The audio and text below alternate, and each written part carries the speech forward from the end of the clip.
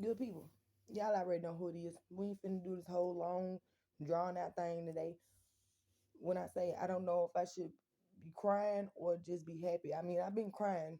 Sometimes tears ain't always tears of sadness. Sometimes they may be tears of joy. Um, I just talked to the lovely Miss Regina from the partnership about my children, when I need to come in, which is tomorrow. She told me that I need to bring in the order of protection so they can look into that more about what's going on, especially, excuse me, especially due to the falsified accusations against me on all four of these reports, especially because I have had no contact with these individuals. Now, my thing is, I didn't read all of it because when somebody lying on you, you don't really want to read their lies because it's gonna really make you mad. All this was done really to make me have a mental issue because I about my children, yeah, I would almost flip out about my kids, but I have to stay stable minded about the situation. Not only um did she offer some help, she gave me information to a lawyer, another lawyer, that'll take my case pro bono because I don't have any funds at this present moment. Then I'll take both of the cases. The case when it comes to my daughters and exploitation of my daughters, as well as this insurance fraud that was done for as my father's life insurance policy. So, Mr. Judge, I thank you. From the bottom of my heart, I thank you. Because sometimes, you know, sometimes some things are actually brought into your life for a blessing. Some are a lesson, but some are a blessing. If it wasn't for you, you know, saying that we need to go through partnership, then maybe I wouldn't have gotten the help that I'm getting. I apologize. I'm fumbled for words right now because I have did everything that I'm supposed to do to get my children some help, some justice, and for the situation of my daughter being exploited, as well as their own testimony of what happened to them. And you know, the Family Justice Center decided to not actually, they didn't help. I've called them multiple times. I haven't gotten one phone call back, nothing about the case at all. I told her about the situation with Ms. Knox not coming to give me a drug screen, which had she done that, my children would have never been in the custody of their fathers at all because it was supposed to be that I was on drugs. Y'all, I don't know if it makes sense to y'all, but a woman that got 8 kids, I don't know in the world how in the world she got money to buy drugs. Now, marijuana, I just admitted to this woman as well as everybody else. I smoke marijuana often. Well, have not been in a long time due to this situation. And anything that happens or anything that I do surrounding my children, if I'm not supposed to do it or they're telling me not to, of course, I'm not going to do it. I did tell the woman that I suffer from the same thing that I'm trying not to let my children go through, which is being sexually abused. I was sexually abused multiple times, not just with pictures, like literally. So the whole situation with my children is enough for me to sit here alone constantly to have to think about, to drive me mentally insane. But I still am able to be strong, strong minded, strong willed, and I try not to let my emotions get the best of me, even though I'm not able to be around my children to make sure they're okay. But I've reached out to some lovely people that will make sure that my children are okay until they're back at home with their mother. That's going to actually do their job the way they're supposed to, as well as this order of protection that individuals got on me that was falsified. I'm talking about in a very, very dramatic way. Because I'm not trying to be funny about it. I'm glad that this came up because I need a little bit more humor, so I won't be sniffling and crying with y'all. But I'm I'm still confused. How in the world somebody gonna get an order of protection out against you and say that they was stalking you, but the only way that they have communication with me is through my YouTube page, and as well, I look. I was being completely old shells. I said, lady, these people said that I was riding by their house. And I said, no, I'm just confused because I was riding by their house on my feet. I was like, because that's the only way that I get somewhere, or a bus. And I don't know where these people stay at. That's another thing. How in the world I'm going to ride by your house if I don't know where you stay? As well as I haven't had any communication because I don't have any phone numbers for these individuals. All of that is a lie. Now, from what I heard and what she just told me, if these people go in court and actually lie and say the same thing that they said on that paper, knowing that it's not true, then that means they are setting themselves up for legal situations. And that's everybody that lied on my doggone name.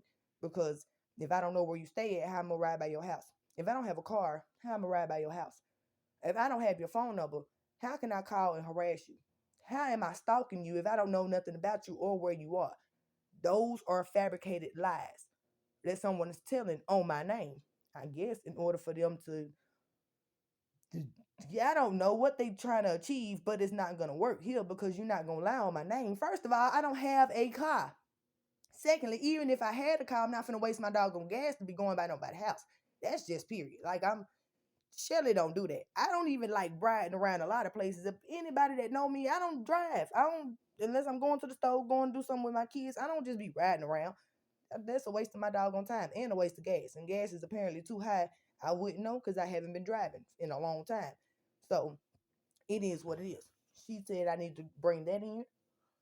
They're gonna help me with that. I also need a lawyer to be there present through all this court situations, which I do have a lawyer. He's just never always present because he has other things going on. So she connected me with other lawyers that will be present for me in these court situations. So, um, like I said, they were getting my call log and stuff like that, text messages, because like I told them, I don't have a reason to sit here and, excuse me, try to cover up something that I did if I didn't do it. So when it comes to any type of legal situations, I'm definitely going to make sure that I take the advice and, let these lawyers do their job. Because all of this is trying to keep me away from my children. Y'all, I seen my son, I mean, not my son, I seen my daughter's dad earlier. And we don't really like talking about a lot of stuff because it's drama. And he don't like drama at all. Neither do I, honestly. And he was just like, when you left the court, he said, me and the officer was sitting up there saying that's enough to drive somebody mentally insane for somebody to sit there and say you can't touch your son. But these individuals that got an order of protection out against me was at a court date regarding me and my children. It ain't had nothing to do with them, but they were there. And then they decided to say, we got an order of protection against her. Well, why are you here? What in the world? Why would you be here if y'all supposed to be so scared for your life or if I done did something to you? Why would you be at a court hearing that has nothing to do with you? When I gave the lawyer all the information, baby, when I say, he said, I'm going to call you right back. Well, he didn't say right back, but he said, I'm going to call you before the end of the day is over with so we can see what's going on because I have to be at court tomorrow at 9 o'clock. I would prefer not to go because I have a job interview tomorrow at 9 o'clock. Ain't nobody going to help take care of me. Ain't nobody going to help me pay these bills. And if I didn't do something, I don't even understand why in the world I got to go to court for something that I didn't do. That's wasting my time and that's wasting my money and wasting opportunities for me to make more money because I have a job interview tomorrow. Yes, y'all, I will have another job interview. Once I lose one or once something goes wrong with one, I'm going to get another one because that's just what I do. I'm going to always take care of myself. Who else I'm going to have to take care of me if I don't do it? So, y'all, everything is set in stone. Everything is, I guess, going according to plan. I got to go do my walkthrough tomorrow for partnership, to be able to see my children. Um, like they said, one, I don't have to worry about, just going to that one visit because she's right down the street. Her father does not have order of protection out against me, and I'm able to go see my child whenever I want to. Whether it's at her grandmother's house or at his house. That's great. Um, the other two fathers in this case, I don't even know where they stay. Of course, I have the address because of the paper, but physically, I don't know where that is. One stay all the way on Highway 58. Who driving? Who? I don't know if it's a bus that go out that far. So I don't have transportation to even get there. I don't understand I don't know because I didn't read the dang on order of protection because it was only gonna piss me off. Honestly, y'all was gonna piss me off because I'm just like, so y'all gonna sit here and just keep lying? Y'all gonna sit here and just keep lying on my doggone name, even though they're watching me, probably still watching me on my page from my home, but they're telling people that I'm doing something to them. That's not gonna work. My lawyer said once he gets proof, I will be able to turn around and sue them for defamation of character. And that's exactly what I had planned on doing anyway, because they're fabricating lies. They said that I called a job. I done supposedly called a child school. How in the world I'm gonna call a child school? What did I say? I'm just what did I say? I called the child school and said something, but that was written. They handwritten that on these order protection. I said they because I'm not speaking no names, but they know who they are. Um, it's a lot going on, y'all. I don't know how to feel about this situation. It's like I'm jittery. Yeah, I probably am jittery because I just drunk Red Bull too not too long ago. And it's cold outside, y'all. It is doggone cold. Out of nowhere. Cold just came out of nowhere and just hit. So, oh, I just turned the heat on so I can get warm. Because y'all know I got a little iron. I already ain't got no blood in my doggone system. So, anywho, Mr. Judge, this is what I've been doing. Mm-hmm. Now, some of them videos I was expressing my feelings and my emotions about this whole situation because, like you said, well, you didn't say, but your face said everything. When we was in the courtroom, something ain't right. Something just ain't right about this situation, and it's not. Hmm. Now, I don't like to bring my daughter's father into nothing, but the only thing that he said was, how in the world these two men over here just buddy trying to team up, trying to make sure that you don't see your children? I'm just like, look, hey, don't ask me nothing. I said, because all this just, seems a little funny if you ask me. But as I was talking to the lawyer, he wanted to know about this house breaking in. So I'm gonna tell y'all the same thing I told him, which I'm probably already said it multiple times before in the videos down below. But who finna sit there and keep on trying to go through and find the video? So here goes nothing. Um, there, like I said, he's looking more into the situation because of the information that I gave him about this life insurance policy. Y'all, first of all, let's talk about this life insurance policy. They notified me and said, and I quote, "We were notified that your father has passed away. We need you to get a death certificate and send it in to us." That's not all they said, but that's pretty much, the gist of it. I did that. Then I ended up getting a letter saying that the only person that would be able to get his benefits is a living spouse. Well, my father told me when he started working at ADM that he put me on there. Now, my thing is, on the death certificate, I was supposed to be the informant because I'm my dad's daughter. When my dad passed away, he was not legally married. My dad only has one child. That's me. Only one child. So the lawyer's trying to figure out if my father was not married when he passed, why would any benefits or any money that he had, why would it be left to a spouse and not his child? Because if a man's not married, or man or wife, or man or woman, should I say, if they're not married, anything that they have monetary, any wills or anything, it actually goes to the child. Especially because I was over 18, it would definitely go to me. I was over 18 when my father passed away. I think I was like 21. Um, so he's definitely looking into that situation, as well as trying to figure out why I haven't received my identification, because the lady at the partnership place said that I do need to bring in my identification. I told her when I went and got my identification, the hard copy never came to my address, like never.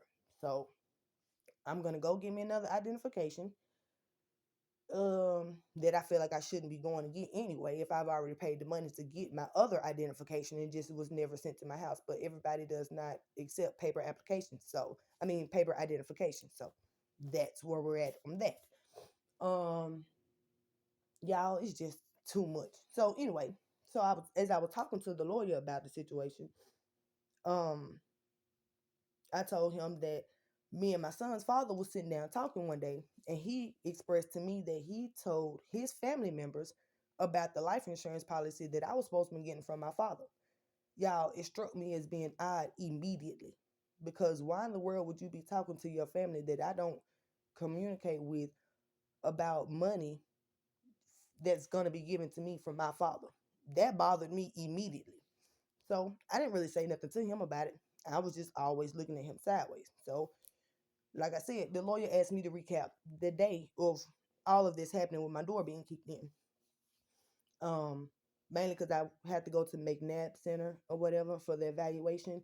And Miss Alexandria that I used to work with the BSL program, Building Lives Stabilizer or something like that, she actually works in that building. So Miss Alexandria knows about the time that my door was kicked in because the villages that I stay in, they did not get my door fixed. Miss Alexandria had to call up there and ask them to come and fix my door. They didn't do it willingly. She had to call them. So that was also my proof of what happened that day. So recap. It was on Sunday, y'all. Um, this present Sunday, my children come home every Sunday, as everybody knows. This particular Sunday, I believe Dallas asked if I wanted him to keep the kids. Now I was simply looking at the phone like, why in the world would you keep my doggone children? It's Sunday. No, bring them on home. Y'all, my right hand to Big G, if anybody don't know who Big G is, that's God. My right hand to God. Shortly after I got the message from Dallas, Jeremy, which is my son's father, texted me and asked me was the children at home. Another thing that struck me as being really, really odd. I was something like, why in the world would you, why would it matter if my kids are at home or not? Like, and then it was on Sunday. So I'm just like, of course they're here. But that was what I was saying in my mind. When I texted him, I told him no, my kids were not here. So he let me know he was going to get ready to pull up. And I said this multiple times. I went downstairs. I unlocked the back door. He came in. He went to the bathroom downstairs. He shut the door. Now, at this present moment, I had felt like this man was cheating on me. So I was actually sitting in the living room with my kids for a little moment. Because any man, women, y'all come on, chime on in. Anytime a man been gone all day and he goes straight to the bathroom, you gonna feel like he going to the bathroom to take a wash up to get the other woman off. That's exactly how I felt because me and Jeremy had been through that situation before. You know, certain smells, certain things, him going straight to the bathroom.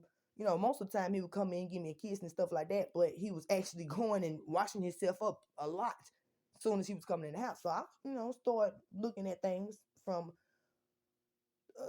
a wider perspective, should I say, and not just be so closed-minded about the situation. But that's on a whole nother subject. Um, I stopped caring. I went on upstairs and sat down on my bed, probably doing whatever I was doing to begin with before he even texted or called and said, unlock the back door. Y'all, by the time I sat down on my bed, my front door was being kicked in. So, like I told the lawyer, yes, all of that struck me as being odd. One, why would this man be talking to his family members about some money that I'm supposed to be receiving? Two, why would he text me ahead of time before he got home and ask, was my children at home? Three, when he came through the back door, by the time I walked upstairs, my front door was being kicked in. So I ended up calling my children's father, and he came and got them. Me and my son had a dispute because my son did not want me to stay at the house by myself. Now, it was only supposed to be me and my youngest son at the home or at my home if my children was not here because all seven of my children normally go with Dallas. So it was normally just me and my youngest son here. When I explained that to the lawyer, he said, so if when he asked you, was your children at home, would you saying no? It seems like he was asking in confirmation, are you at home by yourself, you and June? I said, exactly. That's exactly what I was getting at the conversation. And I was trying to figure out why. This was prior to him walking in the door, prior to my door being kicked in. Yes, I lied and said my kids was not here. And my door was kicked in. So we over here putting it all together because it was thrown off on my daughter's father as if he was the person who did it.